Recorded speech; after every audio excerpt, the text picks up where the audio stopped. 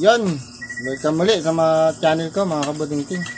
Maraming salamat sa inyo, sa lahat ng subscriber ko at sa lahat ng nanonood. Maraming salamat sa inyo. Tarakayin ulit natin dun sa tanong ni boss. Hindi ko na sasabihin yung pangalan niya. Hindi. Yung tanong niya, boss, bakit yung amplifier ko nagki-clip? Wala namang ibang ginagamit na kundi mixer lang tapos power amplifier. Yun lang ang ginagamit niya. Pero pag volume niya, halos ng kakalahati na o nagwa 1 o'clock na o kalahati, nagki-clip siya, namamatay. Yun nga, mga kabutingting, bago natin siya pagdudahan yung amplifier natin kung may sira ba o wala, tiyakin muna natin yung ano ba yung nakaload sa kanya na na speaker. Ilang watts ba siya at ilang watts ba si amplifier natin.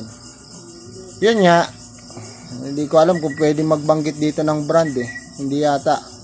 Ano na lang natin ng watts. Yung ginagamit niya daw na speaker ay 1000 watts. Pero yung ginamit niyang amplifier, hindi niya sinabi yung watts yung brand ang sinabi niya Pero yung ginamit niya na power amplifier, yun ay nasa 350 watts lang. Yun, sa talaga boss, kasi siya, masyadong mataas yung speaker para dun sa amplifier. Talagang hindi niya kakayanin yun.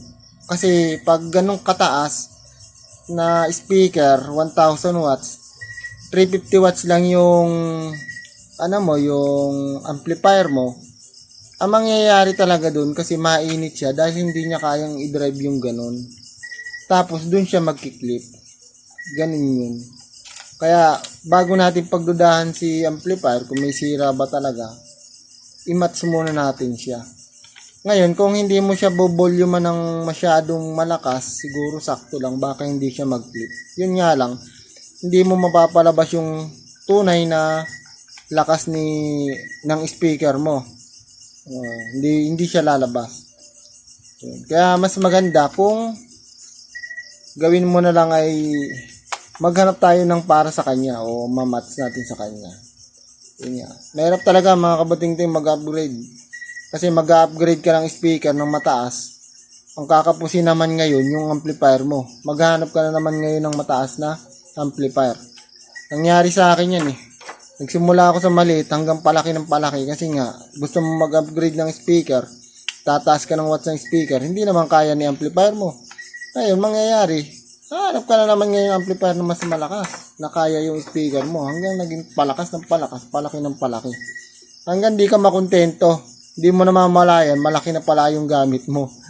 Yun lang, share ko lang mga kabutingting. Maraming salamat sa inyo.